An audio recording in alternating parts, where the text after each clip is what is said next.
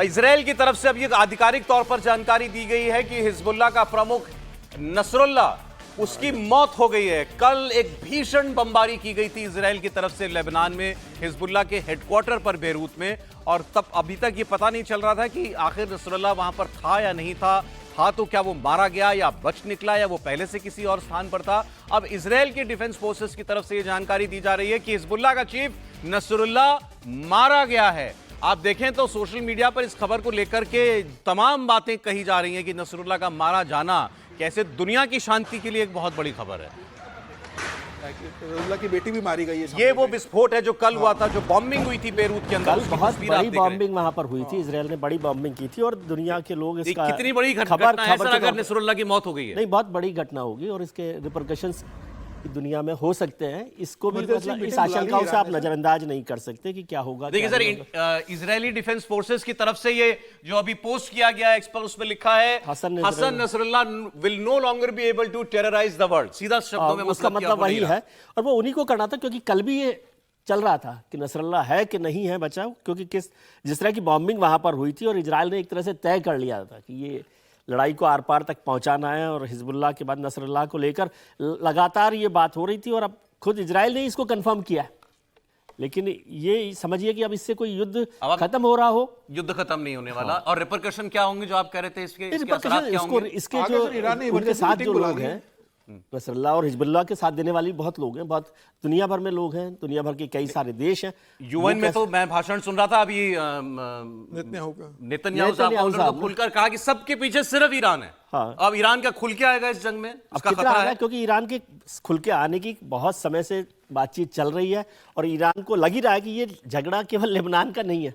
Actually इसको हम अगर लेबनान का ही झगड़ा देख रहे हो इजराइल के वर्सेस, तो वो नहीं है ना, ये ईरान का ही झगड़ा है एक तरह से। तो अब ईरान किस तरह से उस पर रिएक्ट करता है, क्या बात करेगा, वो ये जो जिसकी तस्वीर आप देख रहे हैं यही है Mohammed Nasrallah. Mohammed Nasrallah Hezbollah का प्रमुख है। हिजबुल्लाह के बारे में हमने आपको पहले भी बताया था कि लेबनान में जो कि जिसकी जो सीमा लगती है इजराइल के साथ, वो वहां पर इसकी एक प्राइवेट आर्मी आप कह लीजिए उस किस्म की है, या ये जो संगठन था इसने अपनी लेबनान की आर्मी से अलग अपनी आर्मी बना रखी थी। आर्मी आप बोलेंगे तो लगता होगा कोई छोटा है, वो कंप्लीट आर्मी है। 1 लाख लोग बताए जाते हैं, कंप्लीट आर्मी है। टैंक है उसके पास, रॉकेट लॉन्चर है, मिसाइल है उसके पास। और जब 8 अक्टूबर 2023 को जो हमला हमास ने किया था इजराइल में और उसके 1200 लोगों को मारा था, 250 लोगों को बंधक बनाया था, उसके अगले दिन से ही हिजबुल्लाह ने भी रॉकेटों की बरसात करना शुरू कर दिया था और हजारों रॉकेट तब से लेकर आता। ये नेतन्याहू ने जो बताया यूएन में, वो मैं कोट कर रहा हूं,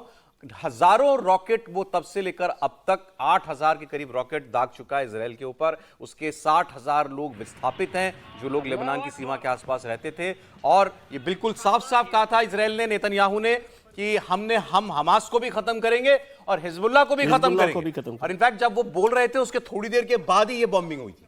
नहीं, वहां से वो जब लौट के आप अमेरिका की यात्रा बीच में ही छोड़ के वापस आए थे। देखिए, जब से ये पिछले वर्ष से ये युद्ध कहिए जैसे भी कहिए शुरू हुआ है, तो इजराइल की इस बार पॉलिसी स्पष्ट है कि हमने लंबे समय तक झेला है, अब ऐसा कोई भी चेहरा, ऐसा कोई भी संगठन, कोई भी स्थान नहीं छोड़ना है जो हमको लगातार बीधते रहे, उसके लिए जिस सीमा तक जाना हो जी। और उसकी एक मुझे लगता है कि पहले से तैयारी रही होगी इजराइल की भी सामना करने के लिए, वो तो युद्ध में रहते ही हैं। तो इसीलिए वो अब ये लंबे समय तक हमको उस स्थिति का सामना नहीं करना पड़े कि छिपे हुए युद्ध लड़ो मारो, युद्ध लड़ो मारो। अब ईरान के सामने उन्होंने स्पष्ट कर दिया है कि तू जो बैकडोर से करता है, जो बोलता है, हिम्मत है तो अब सामने आ जाओ। वो सीधा चैलेंज ही नहीं। सुनिए, ईरान ने भी स्टेटमेंट दिया है कि इजराइल हमको युद्ध में घसीटना चाहता है। नहीं, ईरान जो है, ईरान ने तो आज से 10 वर्ष पहले भी बयान दे दिया था कि भैया हम इजराइल का नामो निशान मिटा देंगे। यही खोमेनी साहब ने तो कहा था कि इजराइल का धरती से नामो निशान मिटा देंगे, ये शैतान की भूमि है, इसको धरती पर रहना नहीं है। लेकिन वो मिटा नहीं सके। वो क्या है कि ईरान आज की स्थिति में भी डायरेक्ट कोई वार लड़ने की इतनी शक्ति नहीं रखता है। वो इराक से युद्ध करके देख चुका है। ईरान इराक वार में अगर अमेरिका इराक के विरुद्ध नहीं जाता तो इराक दूसरी पोजीशन में था।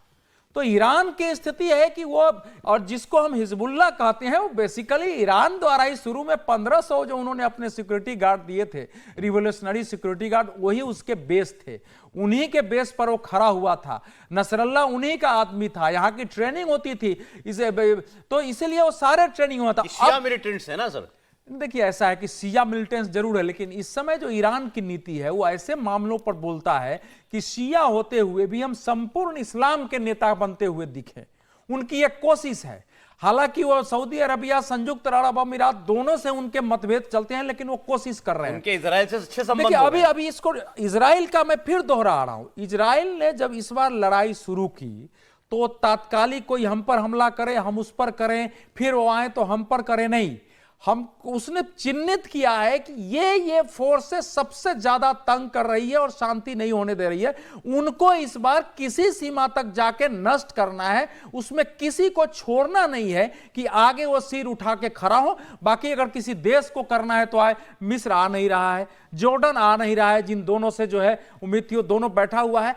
अकेले ईरान की क्या हैसियत है इस समय कि वो उठ करके, और इस समय जो फिलिस्तीन का जो एडमिनिस्ट्रेशन है, क्या वो डायरेक्ट इजराइल से फाइट की स्थिति में है? उसमें भी जब इजराइल के इस बात के लिए वेस्टर्न कंट्रीज मदद कर रहे हैं, बोलते हुए कि युद्ध लंबा न खींचो, कि टेररिज्म के खिलाफ ये काम कर रहे हैं, उसमें कोई ऐसा है कि इस समय उठ के युद्ध करेगा? और युद्ध करेगा तो हमने देखा है, अगर ईरान को लेना होता तो जब उसके जो है सुलेमानी मारे गए थे, जो सेकेंड मैन माने जाते थे, हाँ, जनरल सुलेमानी माने गए थे, रिवोल्यूशनरी गार्ड के चीफ थे, और उनको मार दिया था। उस समय पूरे ईरान ने कसम खाई थी, सरकार ने कसम खाई थी कि हम क्या क्या करेंगे। क्या हुआ?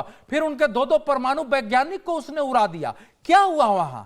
तो इसीलिए वो दिखा रहा है, वो बल्कि दूसरे देशों को भी, इजराइल जो भी ऐसी समस्या से सामना कर रहे हैं, उनको बता रहा है कि ये जरूर भभकी देंगे, लेकिन आप करते रहो, अपने डिफेंस के लिए काम करते रहो, साहस से लड़ते रहो, ये अटैक करने नहीं आ सकते। देखिए नेतन्याहू जी बिल्कुल साफ कह रहे हैं कि अब हमास और हिजबुल्लाह के खत्म होने का वक्त है और उनके खात्मे तक हम ये लड़ाई लड़ते रहेंगे। लेकिन नसरुल्लाह के मरने के बाद भी क्या हिजबुल्लाह खत्म हो जाएगा? अभी हमास का जो दूसरा सेकंड इन कमांड था, अब मुखिया बन गया, उसकी तलाश चल रही है, उसको मारने की कोशिश होगी, तो तब भी क्या हमास खत्म हो जाएगा?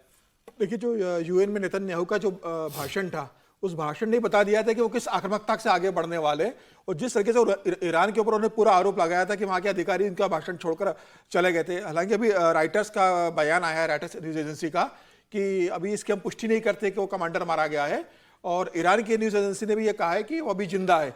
हालांकि मुझे लग रहा है कि हाँ, नसरुल्लाह के लिए उन्होंने इजराइल क्लेम कर रहा है, हाँ, राइटर्स क्लेम कर रहा है कि अभी मारा नहीं गया है, इसकी हम पुष्टि अभी नहीं करेंगे, ये सिर्फ इजराइल का बयान है को मारा गया है। लेकिन ठीक है, मुझे लगता है कुछ देर बाद इसकी पुष्टि भी हो जाएगी। लेकिन जिस तरीके से इजराइल ने आक्रामक रुख अख्तियार करा हुआ है, और इजराइल अब किसी की नहीं सुन रहा है, उसने तय कर लिया है कि इन आतंकवादी संगठनों को खत्म करना है। यह सिर्फ इजराइल के नहीं, यह पूरी दुनिया के लिए एक दहशतगर्दी बन गए थे।